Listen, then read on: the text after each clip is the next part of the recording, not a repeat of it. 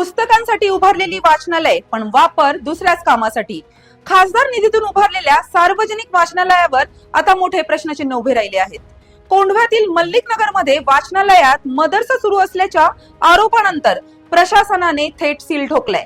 जनतेच्या पैशातून उभारलेल्या मालमत्तेचा मूळ उद्देश बदलला का गेला आणि जर गेला असेल तर त्यामागे नेमकं कोण? नमस्कार, मी रुही लाड आणि आपण पाहतात पुणे लोक.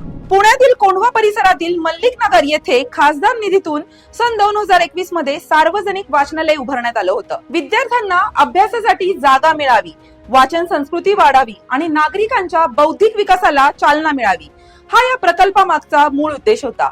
मात्र याच वाचनालयाच्या जागेत मदरसा सुरू असल्याचा दावा करण्यात आला असून सार्वजनिक मालमत्तेचा मूळ उद्देश बदलून वापर केला जात असल्याचा आरोप आंदोलनकर्त्यांनी केला आहे. समाजसेवक असलम बागवान यांनी या प्रकरणाची सखोल पडताळणी करून कथित अनधिकृत वापर तत्काळ थांबवण्याच्या मागणीसाठी प्रशासनाकडे सातत्याने पाठपुरावा केला. या पाठपुराव्यांची गंभीर दखल घेत वानवडी क्षेत्रीय कार्यालयाचे सहाय्यक आयुक्त अमोल पवार यांनी तातडीने कारवाईचे आदेश दिले.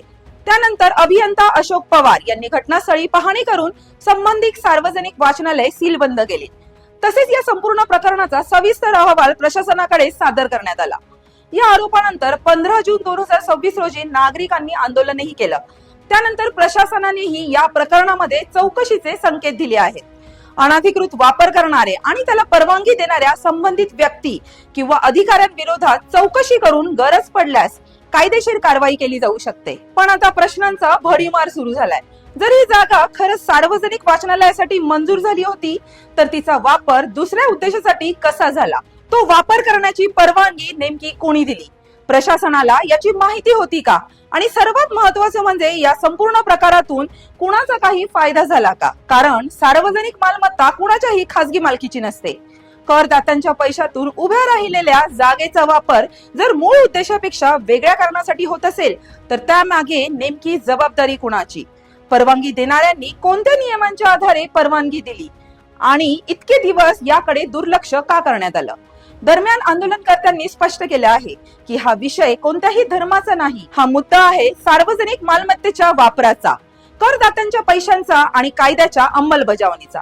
कारण सील तर लागलंय, पण या प्रकरणामागचं सत्य बाहेर येणार का?